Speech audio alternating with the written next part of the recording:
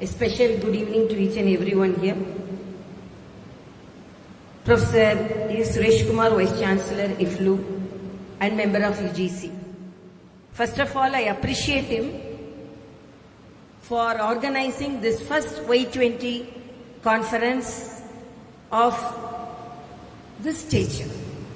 Really, as he said, 6 o'clock I started from Chennai and I travelled almost 170 kilometers by car to Tirupati and worship Lord Balaji and tried to catch the 2:40 flight which I missed by just 5 minutes. Then I waited there and caught the 5 o'clock flight, landed by 6:15 and straight away coming to IFLU, and in spite of my busy schedule and tired day, after entering the conference hall, all my tiredness vanished because of the enthusiasm I saw between you all and the arrangements which they have done for this Y20 conference. So I appreciate and congratulate you for this excellent arrangements.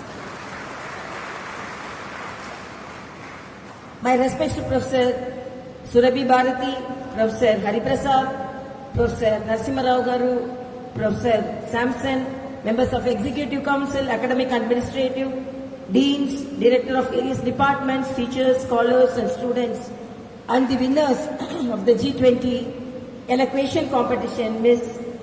Hanina, Ms. Muskan Raj and Nidhi, and all the participants, not only the winners.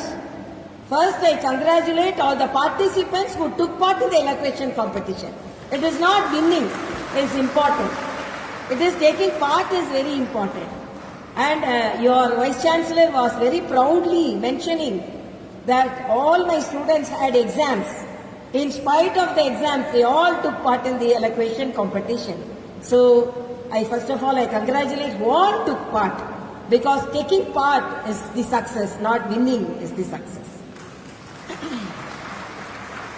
And I was very much surprised about the message delivered by the winners. Almost they covered the subject in a very elaborate way. So I think I don't have anything to talk on health, well-being and sports, because very precisely at the same time, very preciously they covered the subject. So that indicates that the youth are aware of the situation. But what I want to mention here is how the youth are facing the obstacles, making the obstacles into opportunities. India is showing the way. For example, I am standing here proudly saying that I took the indigenous vaccine for the dreadful pandemic, for which during our medical college days we used to long for the vaccines. Rubella vaccine took 30 years to come to India. Tuberculosis vaccine almost took 20 years to reach India. But within 11 months of the onset of the pandemic, India could produce a vaccine and vaccinate more than 200 crore doses, and it could export to more than 150 countries, and that is the proud moment that India is celebrating today. How it became possible, how it was possible? Because the whole world was under lockdown.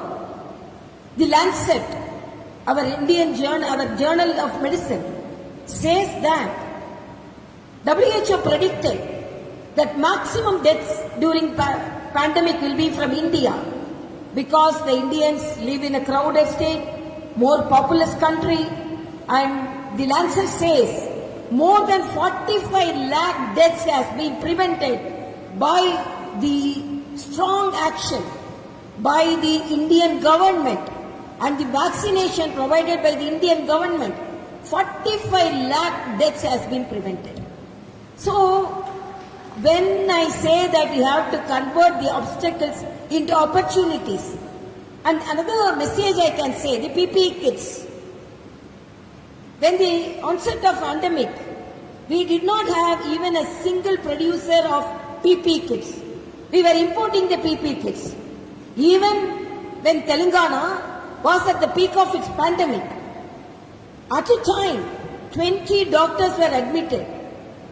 Doctors were disturbed because when we are at danger, how we could face the pandemic, how we could treat the patients. So the problem was in the PPE kit. So I wore the PPE kit and went to the Gandhi hospital. My security personnel told, no, you cannot go. But I told, no, I have to wear it and I have to face the challenge because I have to encourage the doctor fraternity which is depressed because of the problem. At that time, why this happened? Because the PPE kits which were imported were not safe. But within 1 month, India started making PPE kits and now we are producing 2 lakh PPE kits per day. Within the pandemic period, when the whole world was under lockdown, we were working on facing the challenges.